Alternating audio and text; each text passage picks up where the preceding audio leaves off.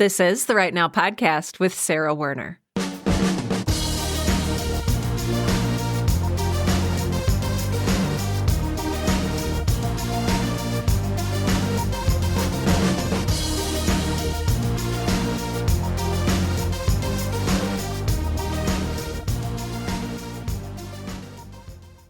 Hey friends, welcome back this week. I am so happy to be here. I am even more happy to introduce to you today's guest, Rebecca Wiener McGregor, who is one of my very good friends, but who is also just this amazing professional who has taught me and mentored me so much throughout my life. So I know I say throughout my life, like we've been friends forever. I think we've only known each other a couple of years, but it feels like forever in the best way. So just real quick, Rebecca is an amplifier of love and a catalyst for breakthroughs.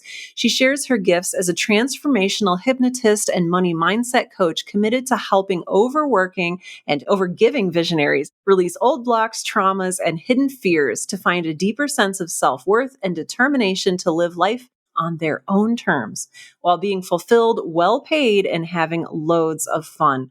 Rebecca, welcome to the show. Hi, Sarah. Thank you so much. So happy to be here with you. Oh gosh, well, I'm happy to be here with you always. We've had so many great conversations, and we've been talking about getting you on the show for a long time, especially because during so many of our conversations, we've talked about creativity, and you've actually coached me through some issues that I had with fear and creativity. And I'm going to ramble on for just one more second because I want to say I did an episode on fear a long time ago. So you guys can go back through the archives and find this episode on fear. The advice I give in that episode was advice that I originally received from Rebecca. And I do credit her in that episode as well, because that's important. But Rebecca was really the person who introduced me to the fact that we don't really ever get rid of fear. We just need to thank it and sort of dismiss it to the backseat and not let it really drive our bus. And so I would love to start there with our conversation today. Rebecca, can you talk to us about creativity and fear? I'd love to.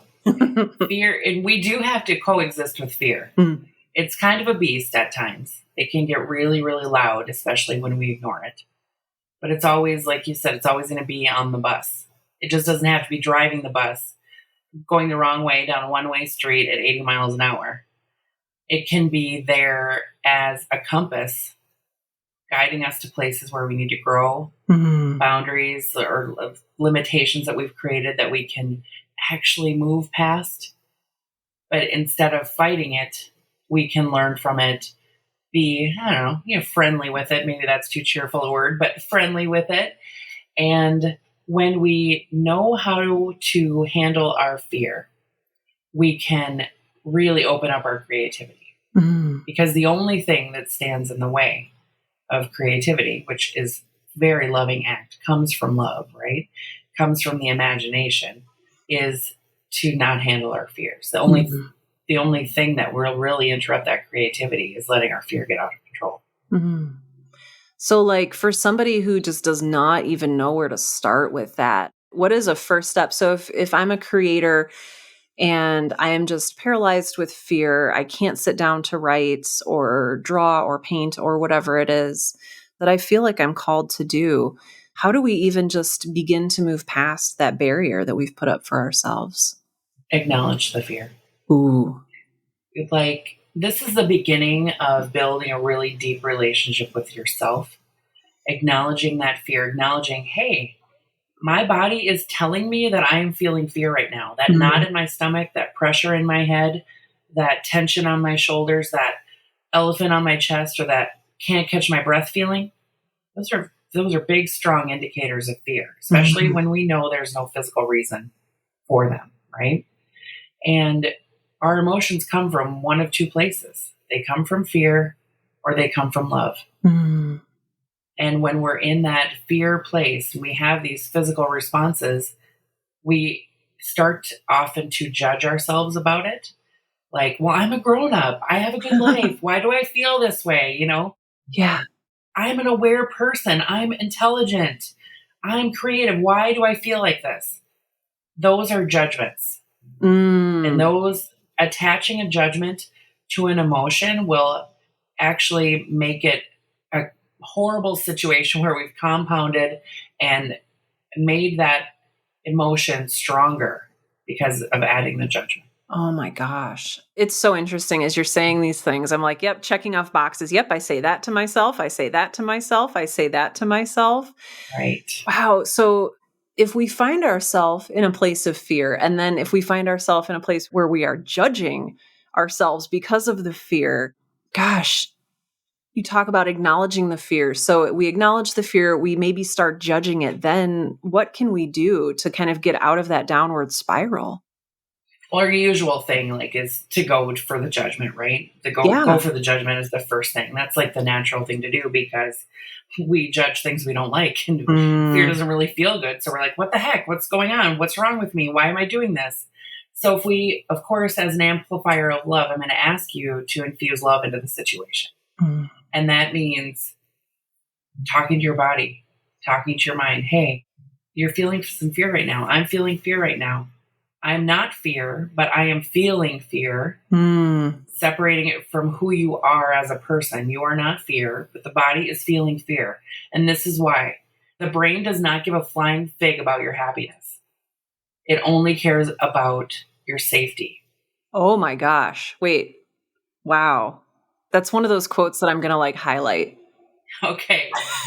So this is the thing. It's your spirit that wants happiness, that wants joy, that wants fulfillment. Your brain doesn't care about any of that. It only cares about keeping you safe. And what is the safest thing for the brain is the familiar, the same, doing the same thing every single day, not expanding, not growing, not pushing past your limits, not getting famous for writing, not being visible, all those things. Your brain doesn't care about any of that, doesn't want any of that for you because that's the unknown, right? Especially if you're growing into your career or you're expanding your visibility. So sometimes we'll feel fear because the brain is really trying to stop us from growth because the unknown is scary for the brain. The unknown isn't necessarily even scary for your spirit. It's scary for the brain. Right. Oh my gosh. I've never thought about that. Right. For the spirit, the unknown is the field of all potential. That's what Deepak Chopra says, right? The field of all potential. So that darkness that we see as the unknown is also the potential. So we get in this place of fear of if I can stay in this fear, and this is the brain talking, if we can stay in this fear, then we won't grow and we won't be unsafe. No one will reject us. No one will abandon us. We won't die alone. Pretty basic. Like all of our fears come back to dying alone. Because that's just the way it is. Like the root of all the fears, right? So when we can talk to ourselves and say, okay, in this awareness, I'm feeling this fear. Instead of getting mad at yourself, ask yourself, what do you need right now? What do I need right now? What can make me feel safe right now? And especially for creative people, because I work with a lot of very creative people, routine is actually really powerful because routine is the same, right? The same thing over and over. But sometimes people can feel like routine is really mundane and boring and not great and yucky. But routine makes your brain feel safe. So if you can get into that place of routine, you're actually serving the fear part and you're also serving the creativity part because the creativity gets to be set free because the fear is calmed. This is so good. Good. I don't even have words right now. This is just so mind-blowing. It's really powerful when we pay attention to what we need and how the brain works and how our emotions work and acknowledging that we have options. We don't have to be stuck in the fear. We don't have to freeze. We don't have to avoid. We don't have to crawl in bed. We don't have to lose ourselves in something else when we're feeling fear. We can actually talk ourselves through it and be loving. And I'm going to add a little asterisk here. Okay. Because we don't get extra points for suffering. Like there's no bonus round.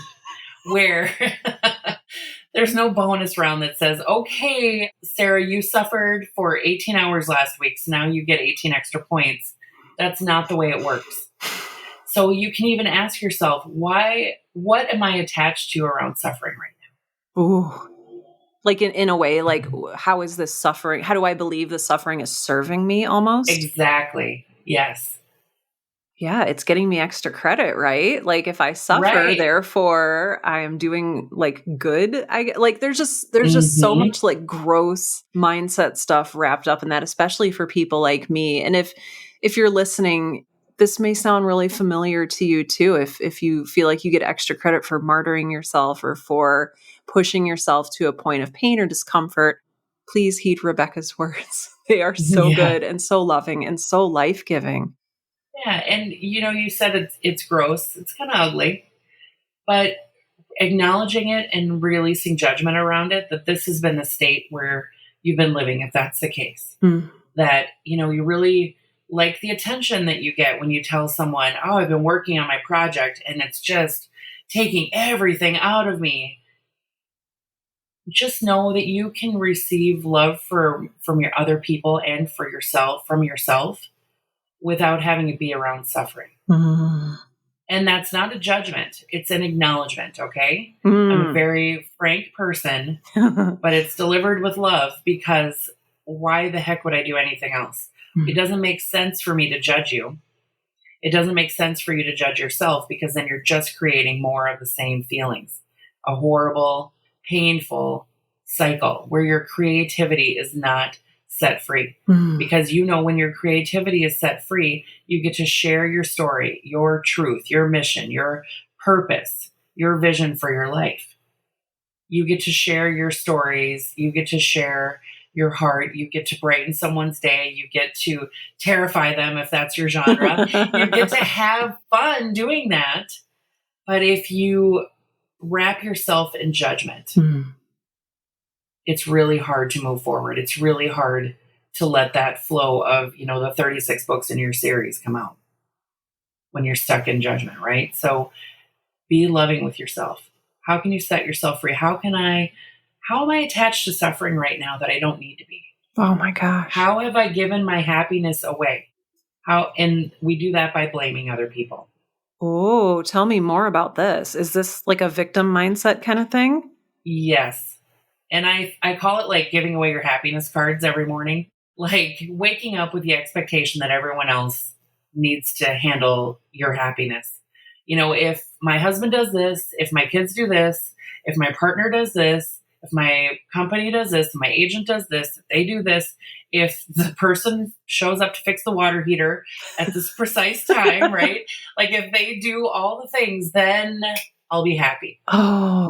When they arrive at the precise time and do everything perfectly, they can give me my happiness card back and I'll be happy. That is very disempowering, because we're handing out our happiness all across the land to everybody else, when we can choose the emotion that we want to feel right here, right now in the present. We can give them their responsibilities. Yeah. But their responsibility is not our happiness. That is ours. And on the other side of that too, is other people's happiness is not your responsibility. Mm. Those are two huge thoughts and two just hugely mind-changing thoughts. Because I do set up conditional happiness for myself. And I think a lot of other people do too. Like, oh, if I get this job, then I can be happy. Or, if I land the right agent, then I can be happy. Oh my gosh, what is the secret to separating yourself from that? Like, what is the key to keeping your happiness cards for yourself and not giving them all away? Knowing and remembering and practicing, because it is a practice. You don't wake up on Monday morning being perfect about this, okay? You practice keeping yourself in a good place. You practice responsibility, personal responsibility for your happiness. Mm. That doesn't mean you're happy 24/7, right? Right.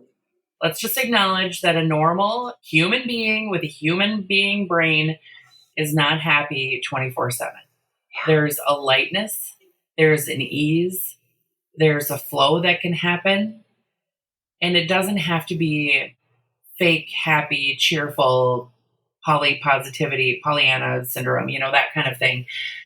It can be, I'm living my best life right now because in this moment, I can choose to feel any way that I want. And remember, this takes practice. So if you're like, screw you, Rebecca, I've tried getting to happiness, I've tried choosing my emotions, there are people who can help you work on that. If you need to help, help getting onto that muddy field that you're trying to get yourself out of. I'm acknowledging that there is a muddy field sometimes that we have to get some help and support to get out of. Yeah. But as we practice infusing more love, what about this moment can I be happy with? What's good in this moment? Feeling the air in my lungs, looking outside and seeing, the flowers have bloomed or whatever. It could be something big, like I just landed this agent. It could be something small, like my creative brain is limitless. I don't have to be stuck in this pain right now. I don't have to be stuck in this disgust or judgment of myself right now, because I have a brain and a creativity that can also create exponential stories for me right now. So why not use that to create joy, to create happiness, to create ease for yourself, even if it's not your genre, right? You can use that to create really beautiful, powerful things for yourself. And like I said, it does take practice. And I think gratitude is talked about so much that it's so simple that people don't give it credit. Ooh. Like we really like complicated things, especially smart people, right? We love, if it's not complicated, I'm not even going to try it because it's not worth my time. And is there a way I can overcomplicate it? Oh, exactly. Can I make it so complex that we'd have to call in, some neuroscientist to help us sort all this out? Yes. At such basic level, what can you be appreciating in this moment? And then where can you allow yourself to be open to receiving joy, happiness, abundance in all forms? If you detach from suffering, where can you open yourself to receive? It's so funny because it sounds so simple, and it is so simple. And there's this part of me that wants to reject that. It can't be this easy, right? But again, it's not necessarily, it's simple, but it's maybe not easy or immediate, or there's work involved, there's practice involved, there's repetition and gratitude involved. And yeah, it's just so easy to think like, oh, there's got to be more to this, or maybe even I don't deserve this, Absolutely. And I don't deserve this is rooted in a fear that you're not enough. So if you acknowledge to yourself, hey, I'm having a fear that I'm not enough right now, who do I have to be enough for? How can I be enough for myself? Oof. What if I am? If you want to play the what if game, what if I am enough right now, just sitting here not doing a single thing but listening? What if I'm enough not producing? What if I'm enough not creating? So that my baseline is enough. So when I do those things, I really feel like I am sharing myself with the world in a positive way. Yeah. Oh.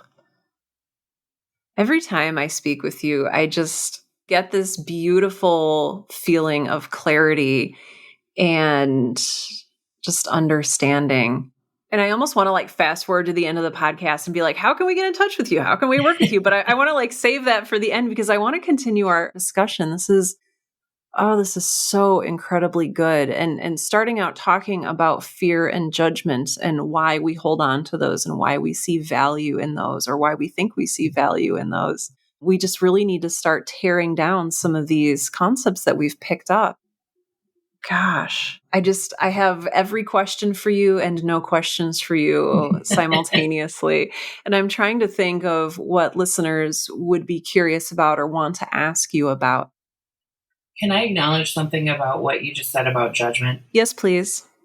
In the same way that we have fear and judgment at the root of our feelings, We have fear and love at the root of our emotions. We have acceptance and judgment at the root of our awareness. So we're either in an acceptance place of this is as it is. What can I do with it as it is? How can I appreciate it as it is? What am I learning? How can I move through this moment? How is this helping me? How is this serving me? Or how, if we're in judgment, why is this destroying my life? Oh, It's really what's happening when we're in judgment, is we're in that place of this situation is hurting me and it's destroying my life. oh my gosh. When we're in acceptance, it can be this is causing me pain. And what can I learn from this? How can I move forward from this? How can I shine a light on this is hurting me because I have learned to love so deeply? And that's not a bad thing, right?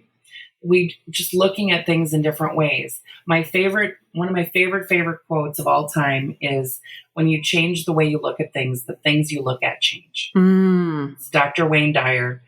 And I built my entire career on that statement because everything has a different angle. Everything can be accepted or judged.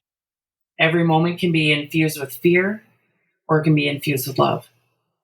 We can have just quiet around that because we don't have to fill every space with a judgment or an expectation. How do we begin to move from judgment to acceptance? Awareness. Awareness is the key, right? Yeah. To notice when we're judging.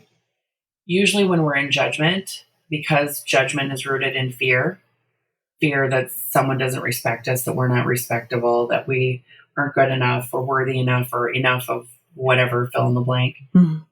There's a feeling that comes into the body with fear. Just the same way that there's lightness in the body when there is happiness and love and all that stuff, right? So noticing when your body feels a feeling of tension, something is being judged. Something is being held on to.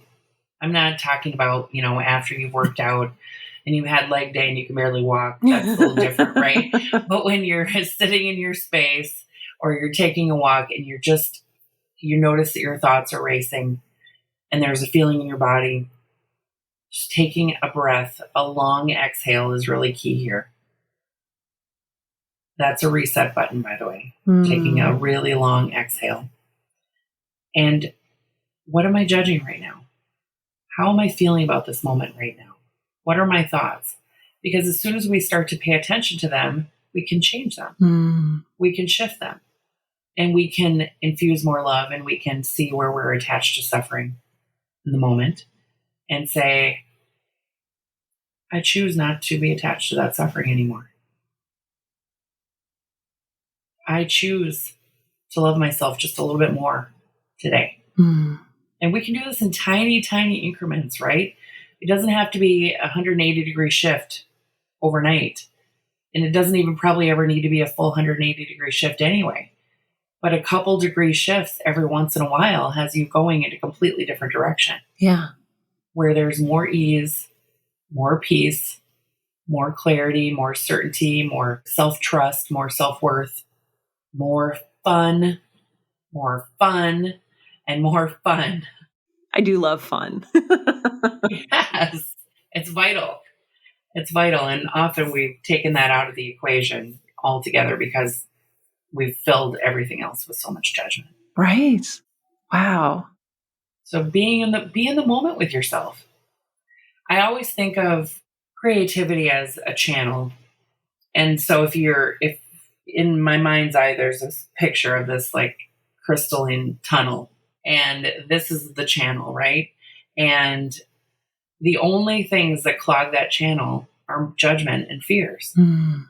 They clog things up. They cause drag, so the creativity can't move as quickly and swiftly and easily as we want it to. But when we remove that drag, then we get to come back to living in our imagination and having fun and creating our life by our imagination. I'm just sitting here smiling because you read my mind. My next question was going to be, what does creativity even mean? And I love talking with you about creativity because you are such a deeply creative person. And you're always making things, and you're always in an act of creating. But in addition to that, you also have this intensely creative mindset. Can you tell us a little bit about, or a little bit more, I guess, since you already started talking about it, about how you see creativity at work? Creativity at work is it's an opportunity, really. Mm. I think of creativity as an opportunity. It's an opportunity for fun. It's an opportunity for designing your life, manifesting your desires. It's an opportunity to entertain. And all of those things create such joy in me that that's where I want to spend my time. Yeah. I want to create things for my clients that help them shift into new places. I want to create my life in such a way that when I look around, I'm in my dreams awake. Mm. And I want to create solutions. I love to find solutions for things. And so when I'm in that creative place, that is my fun. It's like my lab. Mm. And creativity at work is it can be really loving act. It's a really giving act. It's generous to the self and everyone who gets to participate in it. And it can be so easy and fun, and it does not require suffering. There are a lot of limiting beliefs about starving artists and, that the only good art comes from suffering. Ugh, I used to believe that. Right. Those are really dangerous, dangerous beliefs. And you can be thriving and well paid and well read and well fed and well traveled and be a wonderful artist. Yeah. It does not require suffering. Mm. And I feel like just acknowledging that and deepening that understanding of that statement can set you free. There are many people listening. I know that you have many listeners who have attached to suffering. Mm-hmm. Why do I know that? Because I used to live in that zip code myself.